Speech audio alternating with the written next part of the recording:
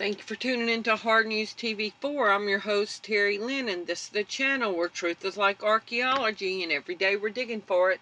Today is November 3rd, 2020, and here are my top 10 for today. So this article is from yesterday. This is from bostonherald.com. Charlie Baker issues Massachusetts stay-at-home advisory, business curfews, and a mask mandate.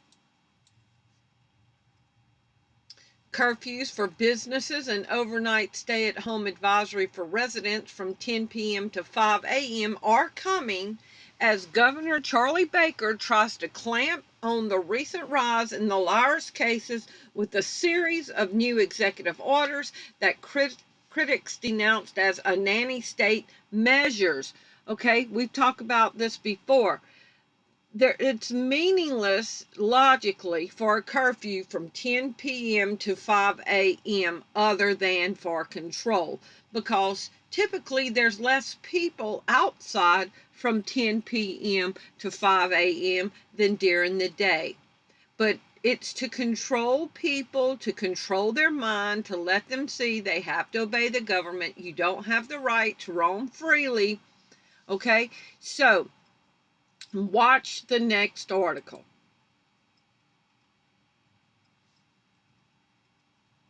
If we can open it.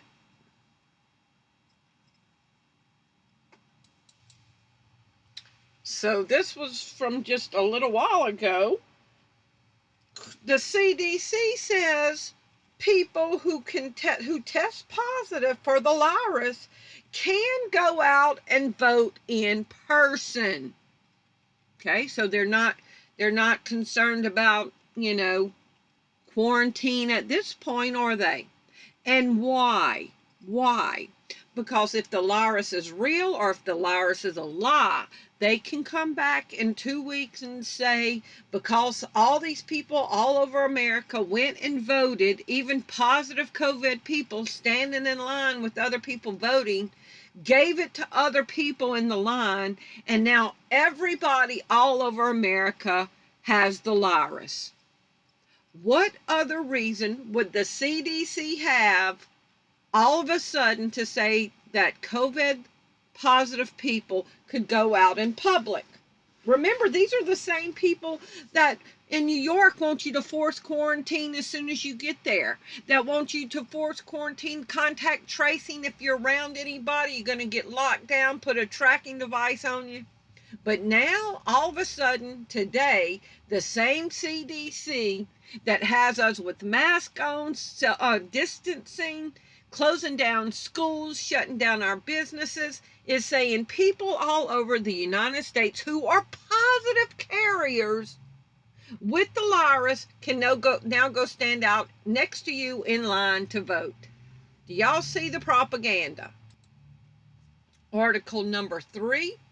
More than half of the country has issued mask requirements. If there's a mask mandate, see if there's a mask mandate in your state. Now, I'm leaving y'all this link just so y'all can see the map. Okay, the orange is states where wearing a mask is not required. The light green is partially mandated, and the dark green is a fully mandated mask wearing state. Okay, but now all these places can have COVID positive people go to the polling places and vote. So this mask mandate stuff is BS, isn't it? When they know that you have it, the digital passport don't matter to show that you're immune from it or don't have it. They said, oh, it's okay if you got it. Go stand in line and vote. I'm telling y'all, in a few weeks, a hard lockdown is coming because they're going to say it spread nationwide. Case in point, this is article number 4. Where I'm from, they'd say, oh, he clowning you. He clowning you, mean making an idiot out of you, playing you, making you look ridiculous. Because wait till you see this article right here. This is from November 1st from WND. State health official announces the COVID deaths while dressed in a clown costume. Wait till y'all see this. Let's find her picture. Now remember, this was 2 weeks before Halloween, and a Oregon health official was dressed in a clown suit. Poche shared the grim figures in her costume in an October 14th Oregon Public Health Division broadcast, leaving some people perplexed about the charade. Now watch her picture. And they're wanting us to take this serious. Look at that. A public health official dressed in a clown suit. They are clowning us. Do you hear me? So you got the health officials dressed as a damn clown. You got the CDC telling positive tested people they can go out and vote at the polling places, making us look like idiots, but then they want to lock us down. Do y'all see the hypocrisy, the propaganda, the clowning on us they're doing? So as they're wearing clown suits, as they're telling us we have to wear a mask, but if we're positive we can go out and vote, putting us on lockdown, but saying you can come out to vote if you're positive, then this article number 5 from today says, National Guard troops arrive in multiple cities ahead of election night chaos. In preparation for any emergencies, including widespread social unrest following election results on Tuesday night, the National Guard has been deployed to several states. Fears of election night chaos have gripped state governments for the last month, forcing Governor Charlie Baker of Massachusetts on Monday to activate 1,000 Massachusetts National Guard members. Okay, and remember, they're erecting a non-scalable fence around the White House. You got the military on call everywhere. You have police been practicing crowd control measures for the last couple of months. Okay, article number 6. So while the military is getting called up, measures are being taken. 2020 set an all-time gun sales record. Nearly 7 million new gun owners as election looms. So you've got the military amping up. You've got activist groups amping up. You've got people buying more guns. This is a recipe for something about to happen. Article number 7. Law enforcement braces for unrest after election day. So after the election day, federal law enforcement agencies are bracing for possible unrest over the outcome of the 2020 presidential election following a highly divisive presidential campaign season. The NSA, a key national security and counterterror component with Immigration and Customs Enforcement, warned in an internal email late last week about the planned protest inside the Beltway, according to the text of the email obtained by the Hill. Civil unrest is planned throughout downtown Washington. LA intelligence agencies have monitored several messages on protesters' social media sites stating, if you want to throw down, come to D.C. on November 4th, reads one of the bullets in the email. Well, why don't they go intercept them? Okay? They don't want to intercept them beforehand because fault police, there's people that gets knocked on the doors for saying stuff they shouldn't say and get arrested, but here's people planning to do stuff and nobody's going to knock on the door and they have the emails. Article number 9, the UK brings in army to help with the first China-style mass COVID-19 testing in Liverpool. Following the footsteps of China and tiny Slovakia, the UK is embarking on its first moonshot mass testing campaign in the city of Liverpool, known to most people outside the UK as the hometown of the Beatles. According to The Guardian, up to 500,000 people in the city are to be tested this week. Okay? In this week, with the self-isolation period for those who test positive set to be reduced, up to 500,000 people are due to be tested in Liverpool in the government's first attempt at mass testing and tracing, with the goal of tracing the infection of every individual who tests positive during the drive. So you've got mass testing going on and going to trace people who test positive, but the CDC in America says you can go out in public and vote.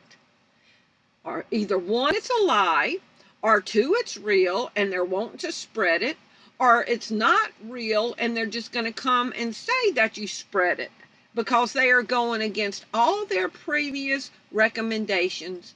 And more countries are doing mandatory mass testing. So don't think that the mandatory vaccination is not coming. Okay, now let's go to the next article.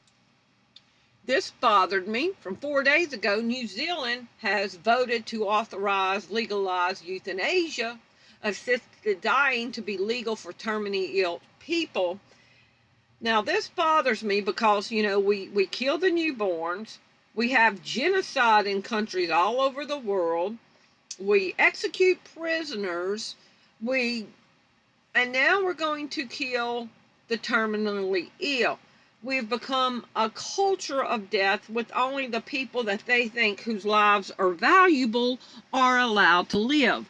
Now, my best friend died with cancer. He was 47 years old, and on my oldest son's birthday. And they still have a mind. They can still teach you very important life lessons. There are still wisdom that they can impart to you until the day that they die, when God really chooses them to die. Now, if the government kills them prematurely, how many conversations have you missed out on that should have been said? We do not have the right to take people's lives. The Bible says that God hates the shedding of innocent blood. Life is in the blood. We do not have the right to take another person's life away, no matter what the government say. Then I want to remind y'all of, this is going in with article number 10, the inscriptions on the Georgia Guidestones. Okay, the first one is maintain humanity under 500 million people in perpetual balance with nature.